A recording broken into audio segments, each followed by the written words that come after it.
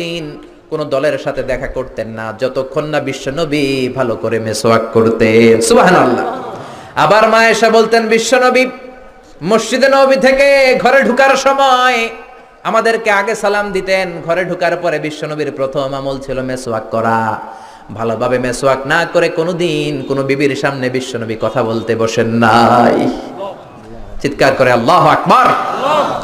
এজন্য খবরদার, বিশ্বনবী ধমক দিলেন, ও সাহাবী কেন বিয়ে করবে না? আমি তো বিয়ে করেছি, সব নবীরা বিয়ে করেছে, বিয়ে করার কারণে কারো কোনো সমস্যা নাই, এটা জেনেটিক ব্যাপার। আপনি প্রাপ্তবয়স্ক হলে নারীর দিকে আপনার আকর্ষণ যাবে, নারী আপনার দিকে আকর্ষিত হবে। এই বিয়েটাকে সুন্নাত করে দিয়েছে কে? এজন্য বিশ্বনবী বললেন, খবরদার, সারা রাতের কোনো নামাজ নাই, ঘুমাবা, নামাজও পড়বা। সারা বছর কোনো রোজা নাই, রোজাও রাখবা, মাঝে মাঝে খাবা, শরীরটারও একটা হক আছে না নাই? আবার বললেন, বিয়ে করতে কোনো ঝামেলা নাই, বেশি বেশি বিয়ে করো, তোমারে মুত্তাকি বানিয়ে দিবে কে? এজন্য আল্লাহ বললেন, লা তুকদ্দিমু বাইনা ইয়াদাইল্লাহি ওয়া রাসূলিহি ওয়াত্তাকুল্লাহ ইন্নাল্লাহা সামিউন আলীম। পড়েন আল্লাহু আকবার।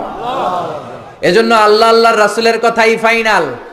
আগে আল্লাহর কথা, আগে কার কথা? আল্লাহর কথারে বলে কিতাবুল্লাহ। কি বলে?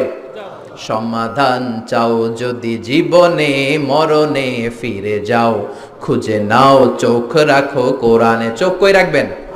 নাকি এটিএন বাংলার পর্দায়, না জি বাংলার পর্দায়? চোখ কোথায় রাখবেন?